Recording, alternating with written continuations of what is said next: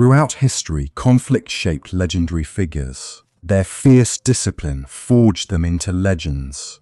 Their impact on battles still echoes today. Yet, these were no ordinary soldiers. They trained from youth to kill mercilessly. These became history's most feared warriors. Empires crumbled at their mere presence. What made them truly unstoppable? From the arid Persian deserts to Japan's distant islands, specific warriors seemed more than human to their adversaries.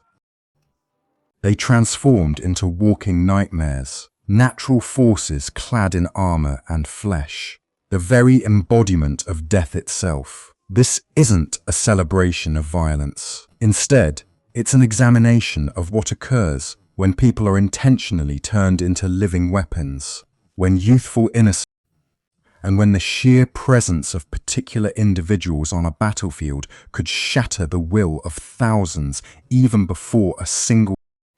Forming the bedrock of Western military heritage, we find the Greek hoplites, their heavy infantry, whose renown stemmed not from individual skill, but from something equipped with a dory, a spear extending up to 9 feet long, and shielded by the hoplon, a massive round shield. Each hoplite formed part of a human wall that moved with mechanical precision. To their foes, confronting a phalanx formation meant descending a single organism, their shields interlocked, spears jutting out like the quills of an enormous predator. Their bronze armor, including cuirass, helmet and greaves, made them appear invulnerable, gleaming in the Mediterranean sun like a wall of polished. The Battle of Marathon, in 490 BC, demonstrated their devastating effectiveness. The Athenians, vastly outnumbered by the invading forces, formed their phalanx and then charged. The clash proved cataclysmic. The Persian army, typically used to foes who fractured, and their absolute refusal to concede ground. This broke the invaders psychologically, even before destroying them physically. Hoplites were feared, not for their brutality, but for their lasting legacy established the foundation for Western military tactics and set the standard for psychological warfare throughout the ancient world. These were no ordinary soldiers. Instead, they were warrior monks who fused religious fanaticism, military discipline, and unwavering loyalty to their cause, which made them uniquely lethal. Their primary mission involved protecting Christian pilgrims in the Holy Land and eliminating shock troops of the Crusader kingdoms, serving as the last line of defense in desperate situations, and the first to break through breaches in seemingly impossible assaults. Armed with longswords, spears, crossbows, and heavy chainmail armor, the Templars, they maintained cohesion even while surrounded and outnumbered. Their vows of poverty and chastity and obedience created a dedication that set them apart from every other medieval army. They owned nothing. They feared nothing. They would retreat from nothing. 80 Templar knights charged Saladin's army of 26 warriors, alongside King Baldwin IV. The sight was visible madness.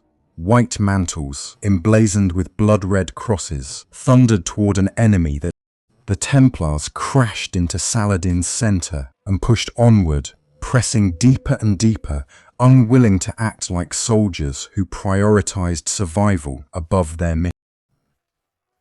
Muslim warriors confronted an enemy fighting as if already deceased. Men for whom a battlefield death wasn't defeat, but rather victory.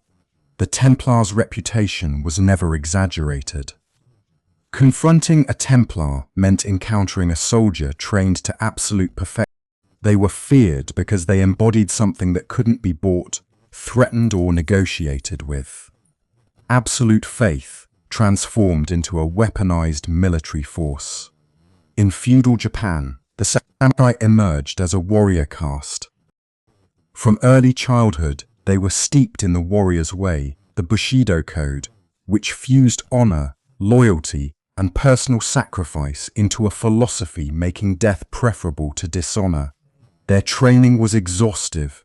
It included mastery of the katana, expertise with the yumi, an asymmetric longbow capable of piercing armor from extraordinary distances, proficiency with the naginata, a pole weapon offering reach and versatility, along with condition, executing precise techniques even when adrenaline rendered other warriors clumsy and wild. The Battle of Sekigahara in 1600 showcased samurai lethality on an enormous scale. Over 160,000 warriors engaged. The samurai's discipline and extensive training enabled their commanders to perform coordinated maneuvers across a battlefield covering miles, transforming. But what truly made the samurai fearsome wasn't merely physical prowess. It was deeply psychological. A samurai would fight and willingly die for his lord without hesitation, question, or any. This forged a force capable of shattering enemy morale through their sheer determination. The realization that the men confronting you had already embraced death, viewing survival as secondary. Samurai were feared for their extensive training, their superb mastery of various weapons, their tactical discipline, and their unwavering loyalty. They fused military. They became living embodiments of a warrior ideal that still resonates even today. In medieval Northern Europe, Viking berserkers embodied war at its most primal and terrifying. These warriors could enter a state called Berserker Rage, a trance of uncontrolled fury. The exact mechanics of this state are still debated. Some historians propose ritualistic preparation, while others indicate possible psychoactive substances. Still others believe it was a form of battle meditation or psychological conditioning. Regardless of the breaking through defensive lines, causing havoc among organized troops, and inciting panic that spread like wildfire through enemy formations. They typically wielded swords, axes, and round shields, although accounts indicate some fought with minimal armor or even shirtless. Presence. During the Battle of Stamford Bridge in 1066, legend tells of a single berserker who single-handedly held a narrow bridge against an entire army. The tale asserts he killed over 40 English soldiers before his event. Remains clear, one man, fueled by berserker fury, held a strategic bottleneck and terrorized professional soldiers to the extent that they could not advance. Berserkers were feared, the very essence of conflict using fear and wild aggression. Their presence symbolized war devoid of any civilized aspects, bringing it back to its rawest forms. Brutality. Within the immense Achaemenid Empire arose a military force recognized as one of history's most psychologically crippling, the Persian Immortals. Their distinct name originated from a straightforward, yet ingenious, compensated. Consequently, an impression was forged that their numbers never dwindled, and that they were immune to attrition, rendering combat against them pointless. Regardless of the number slain, a force of 10,000 would invade long-range and close quarters fighting prowess with remarkable strategic adaptability. They functioned as both the Persian monarch's elite personal protectors and as formidable assault units, able to execute tactical movements while preserving their structure remained unrivaled throughout antiquity.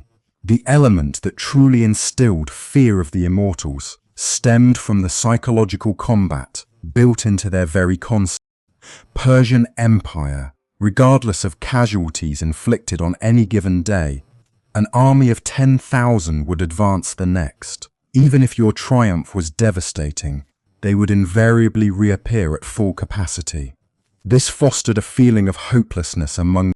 Emerged a power destined to revolutionize combat permanently, the Mongol warriors under Genghis Khan's command. Starting in their formative years, Mongols received instruction in riding, archery while mounted, and swift assault. Their capabilities were exceptional. They were able to journey for extended periods with little downtime, traversing distances previously thought unattainable. From horseback, they could launch arrows from composite bows with destructive and synchronized assaults, all with a level of accuracy that seasoned armies found challenging to equal. The 1223 Battle of Kalka River exemplified Mongol tactical superiority, confronting a unified force composed of Russian princes and deceptive maneuvers to utterly annihilate their adversaries. By employing exceptional swiftness and rigor, they overcame numerically superior armies without fracturing their own unit integrity. The exactitude and savagery frightening was their unique blend of individual combat proficiency coupled with strategic brilliance at a broader army scale. Individually, every Mongol combatant was lethal. Collectively, guided by leaders who grasped the principles, they possessed the capacity to conquer whole armies without compromising their unity, engaging and disengaging as they pleased, thus instilling dread throughout Asia and Europe. Their renown became so pervasive that agilities, strategic acumen, strict discipline, and their capacity to inspire dread, thus establishing themselves. Surpassing even these renowned forces, the Spartans stood at the pinnacle of martial cultures. Beginning at 7 years old, Spartan boys joined the agoge, a training regimen so rigorous and thorough that it forged youngsters into arguably the ancient world's most formidable survival amidst the most brutal circumstances. This included enduring intense cold, starvation, and physical suffering. Until these hardships became commonplace, it instilled a level of discipline so profound that personal existence was subordinated to the collective integrity of the unit. Moreover, it conveyed strategy, tactics, and the mental equipped with the dory spear and the hoplon shield, and safeguarded by bronze armor. The Spartans engaged in combat within the phalanx arrangement. Every warrior's shield offered defense not solely for himself, but also for the soldier positioned on his left, forming a solid barrier of The Battle of Thermopylae in 480 BC stands as the ultimate demonstration of Spartan military ideology. A contingent of 300 Spartans, bolstered by thousands of allied soldiers, defended the constricted pass against Xerxes' immense Persian military. Numbering in the hundreds of thousands, proved unable to breach their lines.